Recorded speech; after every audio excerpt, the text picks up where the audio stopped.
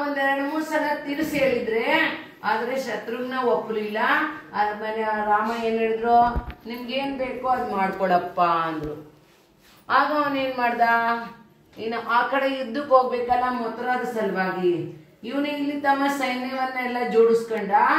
ಅಲ್ಲಿ ಮಥುರಾದಲ್ಲಿ ಏನು ಮಧು ಇದ್ನಲ್ಲ, ಅವನ್ಗೆ ಈ ಮಾತು ಗೊತ್ತಾಯ್ತು. ನಂತರ ಅವನು ಕೂಡ ತಮ್ಮ ಸೈನ್ಯವನ್ನ ಎಲ್ಲ ಜೋಡಿಸ್ಕೊಂಡ. ಮತ್ತೆ ಯುದ್ಧ ಕ್ಷೇತ್ರದಲ್ಲಿ ಹೋದ್ರು. ಯುದ್ಧ ಕ್ಷೇತ್ರದಲ್ಲಿ ಹೋದ ನಂತರ ಎಲ್ಲದಕ್ಕಿಂತ ಮೊದಲು ರಾಜ ಮಧು ಬಾಣ ಬಿಡ್ತಾನೆ. ಆದ್ರೆ ಶತ್ರುಘ್ನ ಏನಿದಾನಲ್ಲ, ಅವನು ಮಧ್ಯದಲ್ಲೇನೆ ಅದನ್ನು ಕಟ್ ಮಾಡ್ಬಿಡ್ತಾನೆ. ಆ ಬಾಣ ಮುಂದೆನೆ ಬರೋದಿಲ್ಲ. ಇದೇ ಪ್ರಕಾರ ಒಂದು ಬಾಣ ಇಲ್ಲ, ಎಷ್ಟು ಬಾಣಗಳು ರಾಜ ಮಧು ಕಡೆ ಇದು ಅಷ್ಟು ಎಲ್ಲ ಬಾಣಗಳನ್ನು ಬಿಟ್ಟ.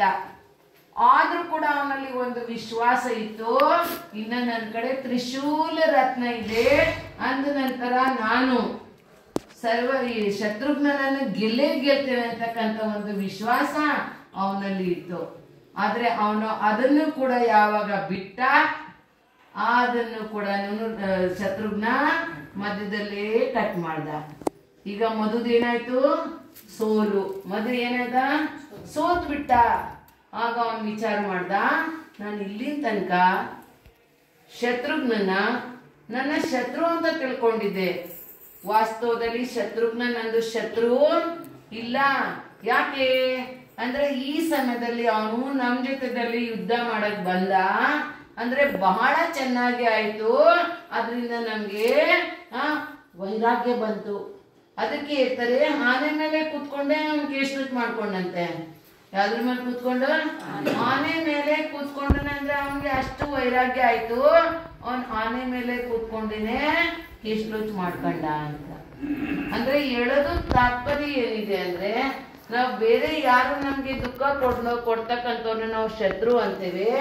ವಾಸ್ತವದಲ್ಲಿ ಅವರು ನಮ್ಮ ಶತ್ರು ಇಲ್ಲ. ಒಂದೊಂದು ಸಲ ಅವರಿಂದ ಬಹಳ ಉಪಕಾರ ಆಗ್ತದೆ. ಏನಾಗ್ತದೆ, ಬಹಳ ಉಪಕಾರ ಆಗ್ತದೆ. ನಾವು ಅದನ್ನ ವಿಪರೀತ ತಿಳ್ಕೊಂಡಿದ್ದೇವೆ. ಆದ್ರೆ ಶತ್ರು ಅಂದ್ರೆ ಅವ್ರು ನಮ್ಮ ಒಳಗಿರ್ತಕ್ಕಂಥ ಏನಿದಾವಲ್ಲ, ರಾಗ, ದ್ವೇಷ, ಮೋಹ, ಕ್ರೋಧ, ಮಾನ್ ಆಯುಧ ಏನಿದಾವಲ್ಲ, ಇವೇ ನಮ್ಮ ಮುಖ್ಯ ರೂಪದಿಂದ ಶತ್ರುಗಳಿದಾವೆ. ಅವುಗಳ ಕಾರಣದಿಂದಲೇ ನಾವು ಇಲ್ಲಿನ ತನಕ ಸಂಸಾರದಲ್ಲಿ ಪರಿಭ್ರಮಣ ಮಾಡ್ತಾ ಇದ್ದೇವೆ. ಸಲುವಾಗಿ ನಾವು ನಮ್ಮ ಜೀವನದ ಸಾರ್ಥಕತೆ ಮಾಡ್ಬೇಕಾದ್ರೆ ಕಮ್ಮಿ ಜೈನರದು ಎಷ್ಟು ಗುಣಗಳು, ಲಕ್ಷಣಗಳು ಎಷ್ಟು? ಒಂದಾಯ್ತು ದೇವ ದರ್ಶನ ಮಾಡೋದು. ಏನ ದೇವ ದರ್ಶನ ಯಾಕೆ ಮಾಡ್ತೇವೆ? ಒಂದೇ ತದ್ಗುಣ ಲಬ್ಧ.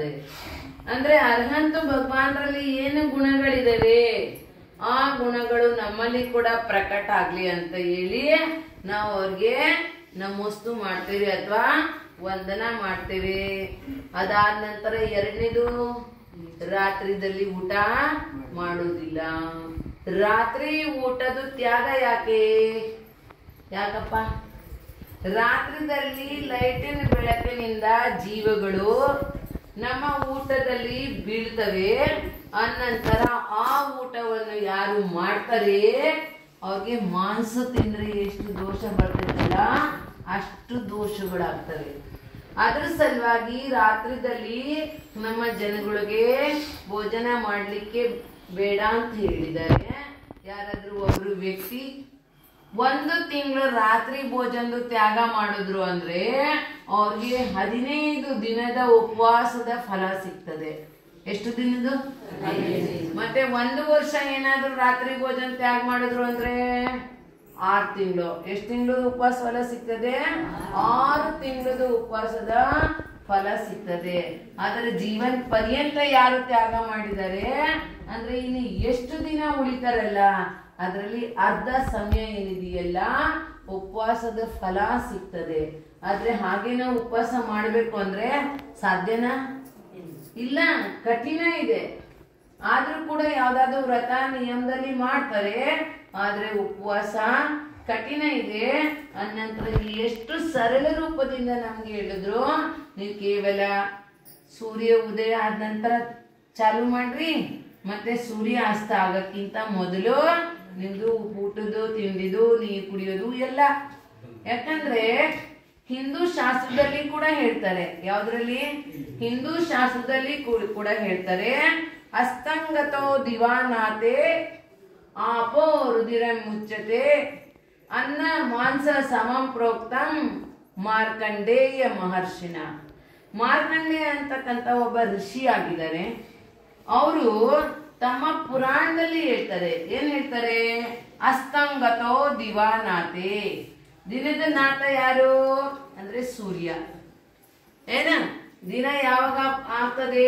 ಯಾವಾಗ ಸೂರ್ಯದು ಉದಯ ಆಯ್ತು ಅಂದ್ರೆ ದಿನ ಬೆಳಗ್ಗೆ ಆದ ನಂತರ ಸೂರ್ಯದ ಉದಯ ಆಗೇ ಆಗ್ತದೆ.